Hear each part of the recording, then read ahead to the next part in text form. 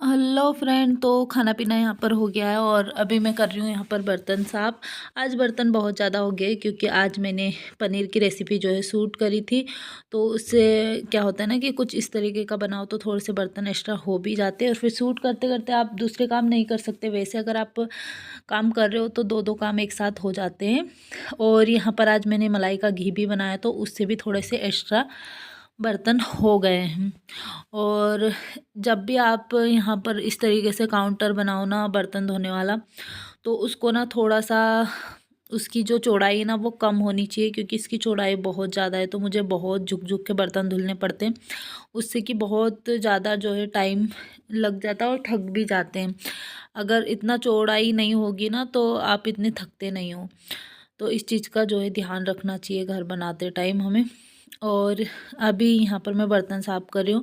और हम लोगों का काम ना कुछ भी दिखता नहीं है। हम हाउसवाइफ जब भी काम करते हैं ना तो घर में बहुत सारे काम होते हैं और हम थक भी जाते हैं। कई बार तो बहुत ज़्यादा थक जाते हैं, कई बार हमारे हाथ पैर दर्द करते, कई बार हमारा सिर दर्द करता।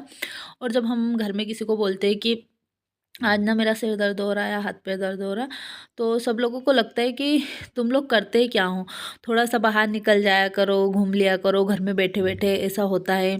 तुम घर में रहोगे तो ज़्यादा घूमो फिरोगे नहीं तो फिर हाथ पैर दर्द करते हैं। बल्कि ऐसा नहीं होता है। मतलब जिसे भी बोलोगे आप घर में किसी को तो यही सुनने को मिलेगा कि आप ज़्यादा घूमते फिरते नहीं हो, इसलिए बैठे बैठे आपके हाथ पैर दर्द हो रहे हैं या सिर दर्द हो रहा है। जो भी हमारी जो प्रॉब्लम होती है वो घर में बैठे बैठे होती है।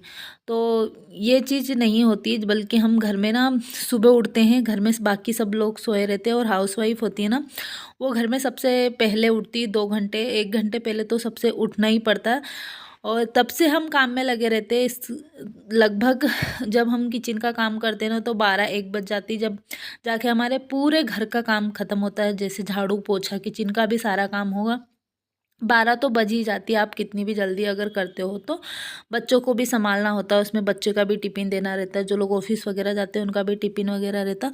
तो घर में ना इतने काम होते हैं। हम हाउसवाइफ कम से कम 2-3 घंटे तो ऐसे हमारे एक पैर पे खड़े हुए निकलते हैं। और शाम को भी सब लोग आके रेस्ट कर लेंगे, सब कर लेंगे। हम दिन में 2 घंटे अगर सो भी जाते हैं तो वो सभी को दिख जाता है कि भाई 2 घंटे सोए भी तो हो, 2-3 घंटे से सोए हो ये वो।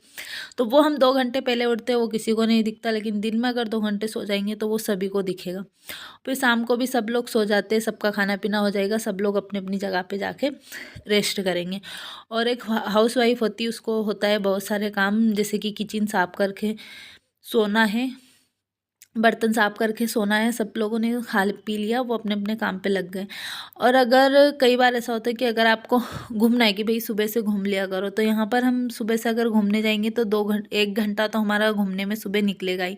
फिर आप सुबह उठ के अगर 1 घंटा, फिर आप कितनी बजे 2 घंटे पहले तो आप घर वालों से पहले उठते ही हो, फिर 2 घंटे और पहले उठ के आपको आपका जो घूमना होता है कि उसके लिए टाइम निकालना पड़ेगा।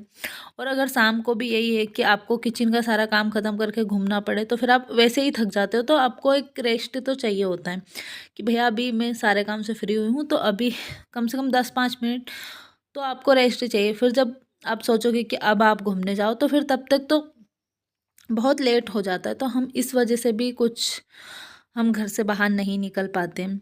और हमें सुनने को यही मिलता है कि तुम घर से बाहर नहीं निकलते हो, तुम थोड़ा बहुत घूम लिया करो, घूमोगे तो आपकी जो भी प्रॉब्लम है वो कम हो जाएगी घूमने से।